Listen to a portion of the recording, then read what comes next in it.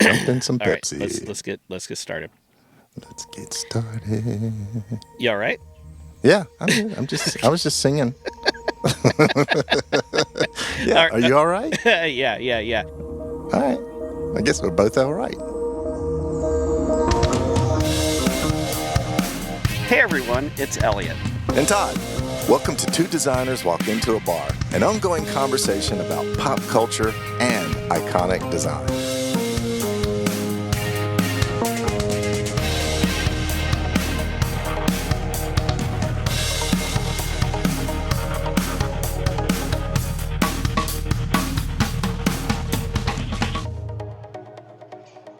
Okay, Todd, I know that normally the types of subjects we cover, the types of episodes we do, we tend to not do breaking design news, right? We tend to like things that have shelf life. Mm-hmm. Well, I think that this is a perfect example of breaking design news coupled with shelf life, right? Given the product we're going to talk about. So basically, All right. Pepsi has announced it's going to be moving forward by, I guess, moving backwards a little bit. Okay? So they're returning to a little bit more of a traditional look for their cans. So they're switching their logo up here. So the new look is basically a circular medallion with the word Pepsi in all caps versus their current medallion that is just kind of a bunch of red, white, and blue Grateful Dead trippy kind of swirls. And then Pepsi is in this kind of, I don't know, what would you call it? Like not a cyber font, modern font. Yeah, it's kind of a weird... Like somebody tried to draw it using only circles or something like that. Oh, it's so great that you brought up circles, Todd. Okay. But I don't want to jump ahead. Okay, all right. So the fact that it's more traditional looking now, I see that as sort of a fuck you to this lowercase word mark. So, and the Pepsi, the current Pepsi, all uppercase Pepsi, like I don't know why Pepsi's shouting at me, but it is.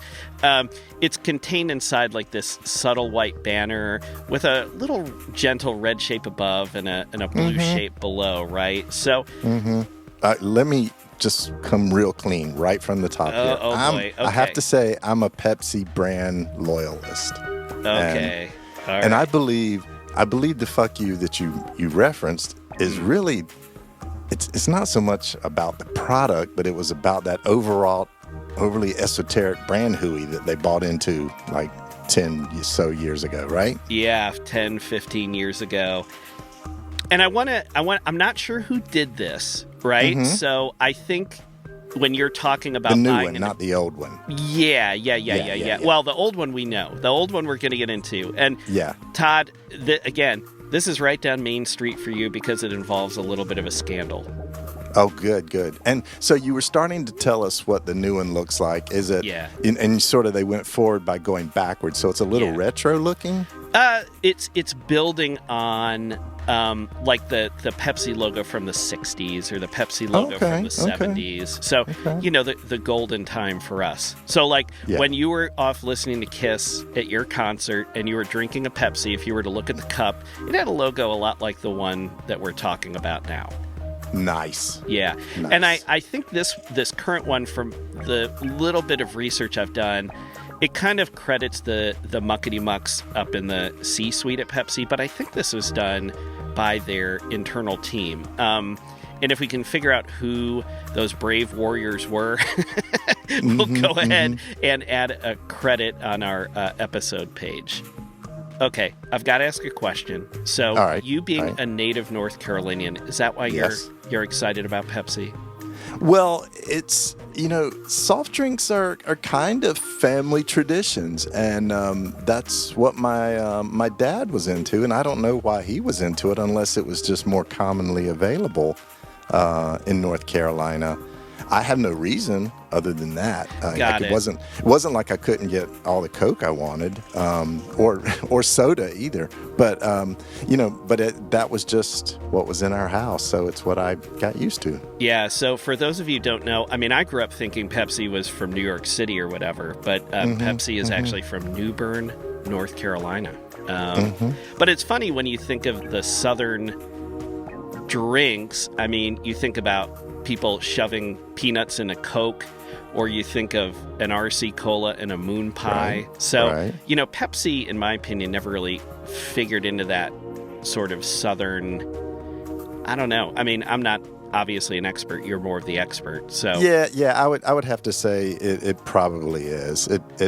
I mean, it's, again, not like you couldn't get any soft drink you wanted, and back in the day, but there was a little bit of like, this is a hometown thing, I think, and maybe again because it was invented in Eastern North Carolina, it was just a little bit more predominant, and the bottlers were in Eastern North Carolina, I seem to remember. So they sponsored a lot of stuff. So the name was out there. And it's certainly, I mean, Coke is huge everywhere. So. Sure. Yeah.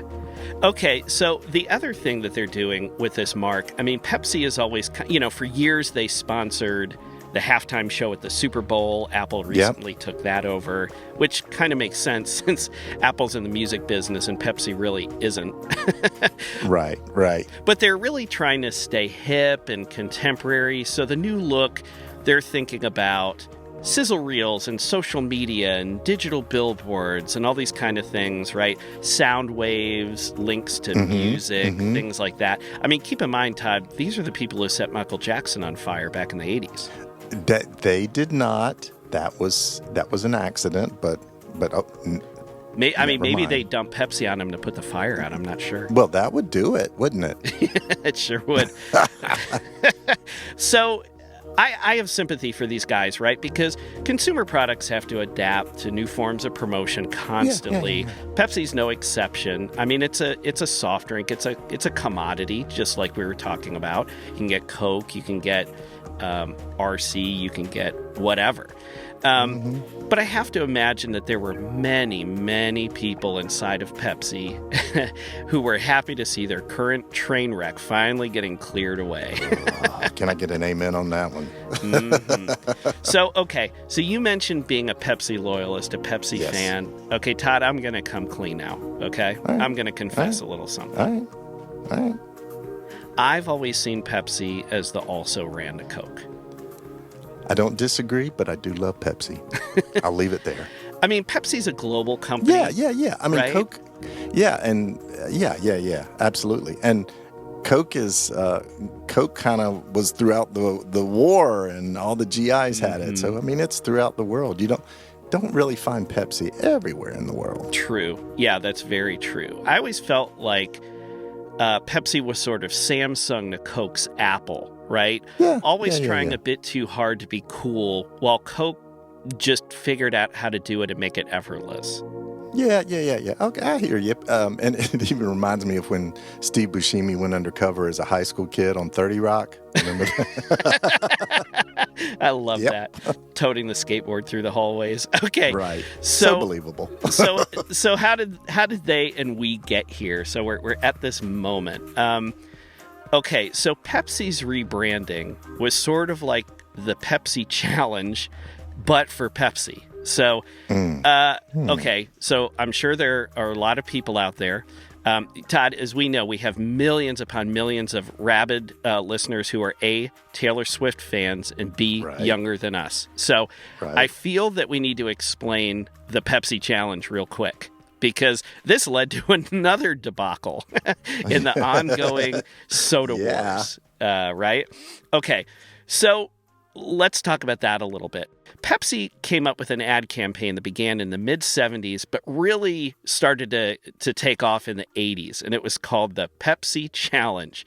And basically it was this blind taste test for consumers, and it was set up in public places like city parks, shopping malls, all these sorts of things, right, where they could get a bunch of people walking by who are curious, grocery stores, whatever. And so there were these two cups, it'd be like a little card table or TV table, like the kind of deluxe setup we have here in the podcasting headquarters. Oh, yeah. Yeah. Executive setup. Yeah, it was very high end. And so there'd be these two cups in front of this, like, sort of little folding barrier that had Pepsi Challenge written on it. And one cup would say something like Soda M, and the other one would say Soda Q. So it wasn't even like A and B, or it wasn't like P and C or something like that. Just arbitrary letters from the alphabet, right? So consumers would sit down on the other side of this barrier with the two cups, these little, like, Dixie cups, and they would drink both, and then they would ask to, which one did you prefer, right? Which of these two things, M or Q, did you like? So invariably, more of them actually chose Pepsi. So, of course, Pepsi loved this. I think the Pepsi had rum in it. Yeah.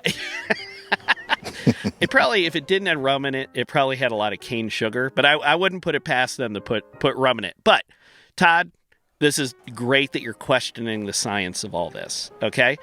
So Coke actually decided to do the same thing and conduct their own tests with, I don't know if it was with their employees, I don't know if it was with consumers, but they basically did the same test themselves, and they had sort of an oh shit moment because actually Pepsi was right.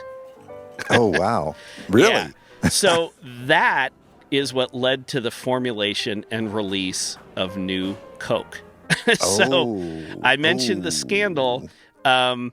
A lot of people may not be aware of New Coke, but go and research New Coke. Maybe we'll put a link to this on our episode page. New Coke was OK Soda before OK Soda at a much bigger scale, right? I was going to say, speaking of failed products, if you dig that kind of thing, dear listener, go and listen to our episode on glorious failures, where we talk about OK Soda, for one, yes. As a matter of fact. It was the brainchild, of course, of the guy from who also brought Coke, New Coke. New Coke, yeah, right. Two things that no one needed. So let's transition to the Pepsi rebrand. So, Todd, you live by the sword, you die by the sword. And the universe had to balance itself, and its unwitting agent turned out to be a guy named Peter Arnell, who was the founder of the Arnell Group in New York City. And Pepsi, in 2008, hired Arnell to reimagine their brand. Boy, did he ever. All right. Now, before we get into this guy actually had design chops, okay? Yeah, well respected. Yeah, he had worked with product designer Michael Graves. He'd worked with architect Frank Gehry. He had history with brands including Bergdorf Goodman, DKNY, Chanel, Condé Nast.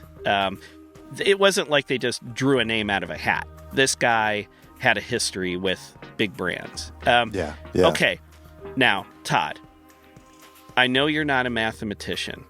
Correct. And I'm not sure if you're a yogi who maybe occasionally operates on an elevated plane, but I feel like I need to ask you a question, okay? Okay. All right. Are you familiar with the term perimeter oscillations?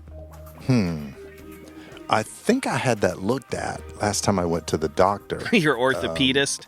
Yeah. I had my perimeter oscillations reviewed. Where does that come from? Well, it's funny you should ask. So this was a hot term in design and branding circles in 2009. And when I say branding circles, pun intended. So you had brought up circles earlier here. Yeah. So there was this quote-unquote in progress document that was so seemingly absurd that got into the wild via Reddit. And it was leaked to Reddit by a still unidentified quote-unquote insider at Pepsi somewhere, I believe.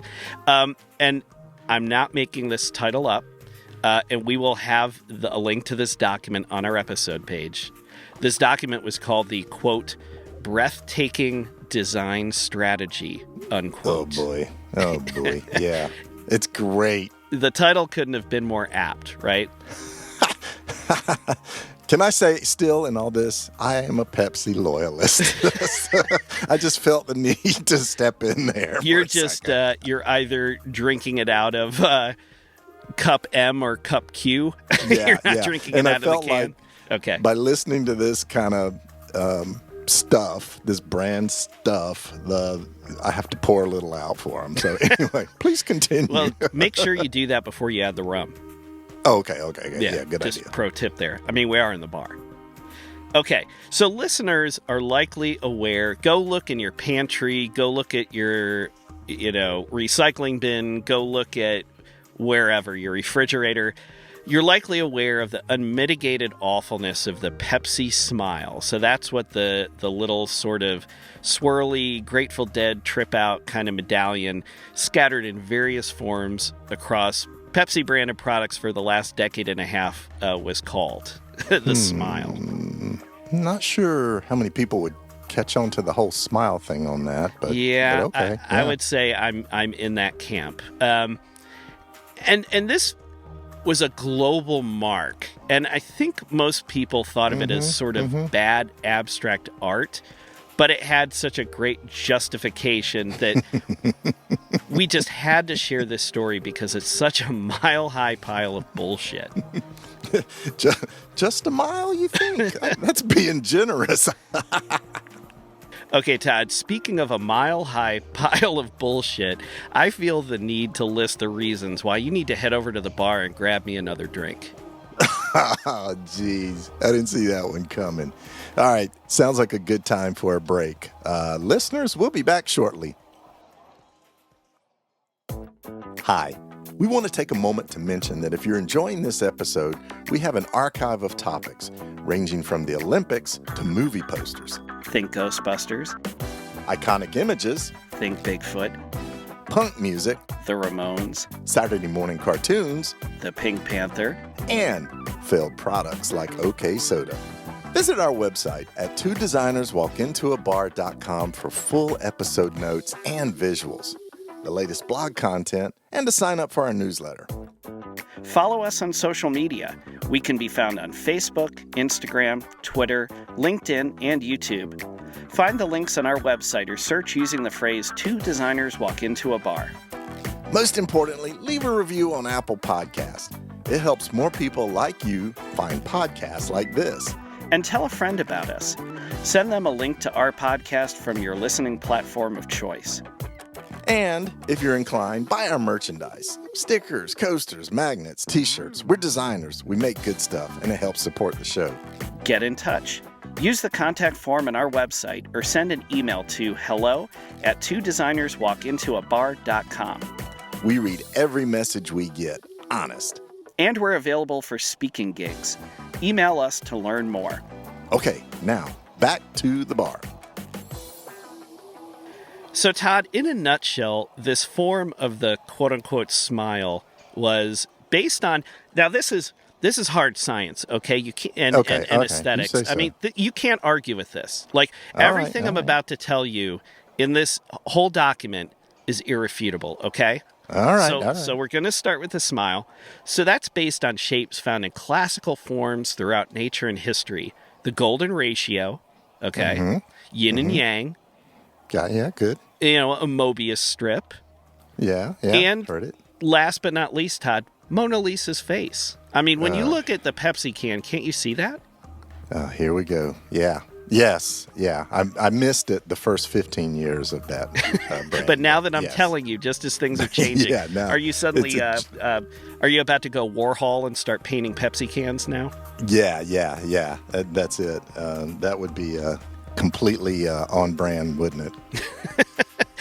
Okay, so this smile, it also drew on forms from Pepsi's own history, okay?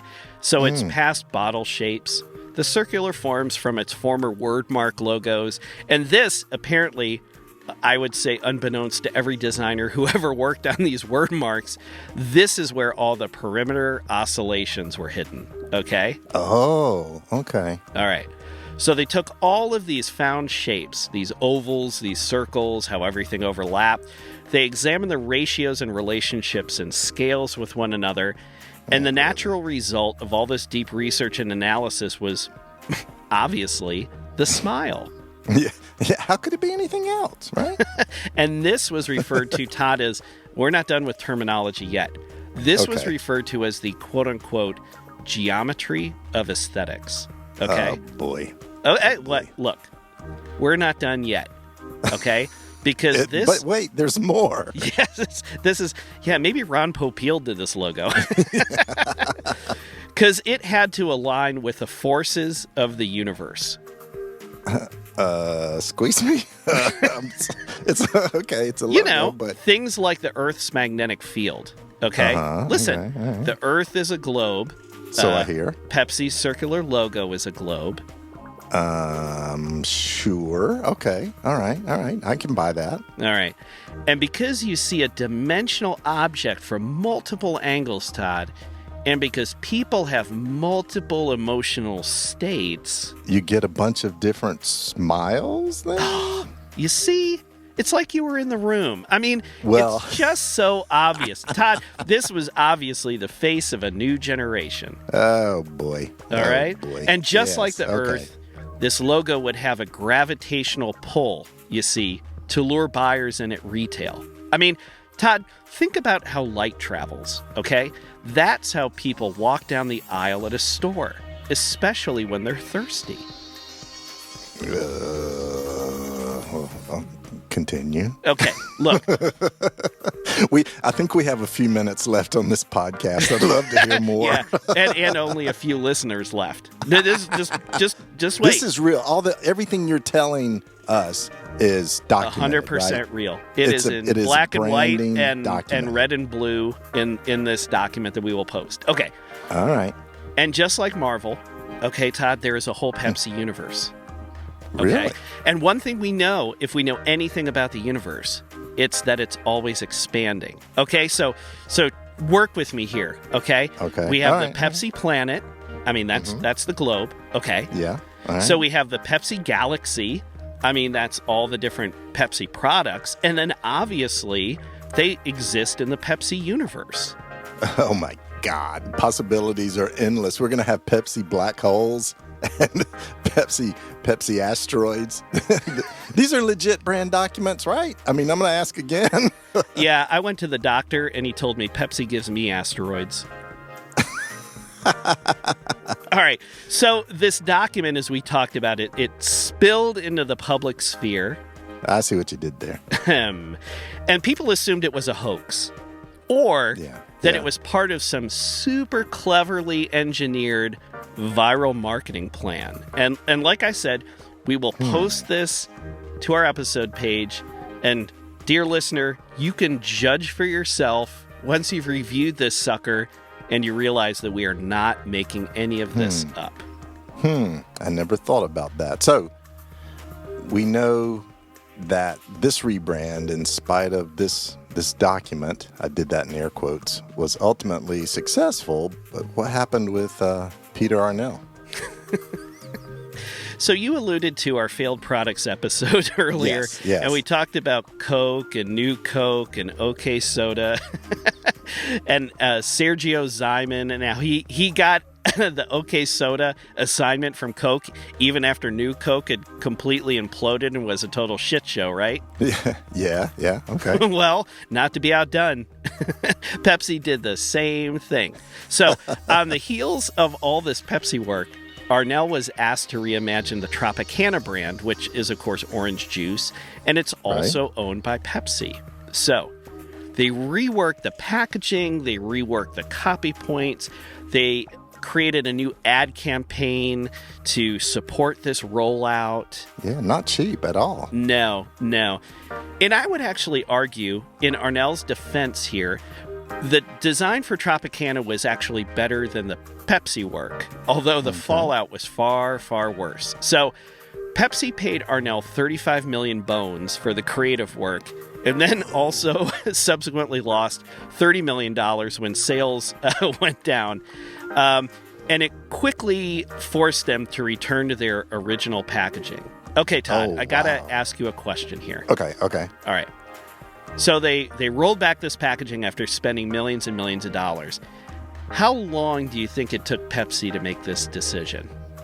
Well, I mean, imagine if they spent that much, 35 million, they had to give it some time. So minimum 9 months, a year, probably. Keep going down. Other Oh, direction. down. Okay. 2/4, maybe? So 6 months. Yeah, 6 months. Keep going down. Okay. All right. 1/4. We're playing the prices right here. We are. Yeah. How about 1/4. how about we divide that in half? Really? 46 like a month and a half? days. They switched Oh, things back in man. 46 days. Oh, man. I bet that was the most fun 46 days at Pepsi ever. At Pepsi and at Arnell, I would argue. Yeah, and at Arnell, yeah. Todd, they say there's no crying in baseball. There's probably some crying in beverage package design. But I'll tell you this. I know for a fact that little kids, who, by the way, are huge consumers of juice, were so confused by the new Tropicana packaging that they began crying when they first saw it. Whoa. I think I can honestly say none of my brand work has ever gotten tears from little kids. I think I can say that. I think I can. Point of pride. I'll make sure at your funeral that I bring that up. Yeah, do that. And please serve some Tropicana with Pepsi. That'll be a joke on everybody. Like mixed together? Because that's... Yeah, why not? Why not? Okay. So this was quite the roller coaster ride that you dropped on us today. What do you think we've learned from all of this? Okay. I would say first, I would love to talk to the people involved in any of this stuff, whether it's the Arnell work or the new work. So if any of you are listeners or you know the people who are involved, we would love to hear from you. So please reach out. Okay, so a few things. Updating a major brand is really like walking a tightrope, right? The people who love the product, like you mentioned how you love the product, they love it for what it is. And you really need to start, I think, by asking them what makes it great and why they love it and go from there. So as you go through this breathtaking document, I don't see any consumer insights anywhere. Yeah, I think Harry Potter had more reality than that breathtaking document. And second, I think that sometimes clients and designers need to eat crow and just admit they fucked up, right? I feel the Tropicana response was, in part, really the backlash for what these Pepsi execs wished they had done with the original Pepsi mark, right? Yeah, maybe, yeah. Okay. And last, I think a lot of people already think that marketing is a bunch of bullshit crammed inside of a black box. And then we as creative people don't do ourselves any favors with oddball pet projects that aren't research-based and only add to that perception, right? And you're not including design and pop culture podcasts, right? That's the exception. Oh, gosh. I mean, that goes without saying. Yeah. Oh, man. Well, this has been wonderful. And speaking of going without saying, I'm going to hit the can and we'll get back to this. Well, the good news is the can on the way back takes you right past the bar. So, we've been talking about rum so much and and Pepsi and Coke. I'll tell you what, Todd, if you put enough rum in it, I'll let you buy me a Pepsi. Oh, man. Generous you are today. Who are you, Yoda? I don't know why I said it like that, but I'll just let me finish real quick by saying I do love Pepsi, and this was both humbling and interesting. And Pepsi, if you're listening and you want to send us some soda to drink while we record to massage our vocal cords, we will not turn you down. Exactly.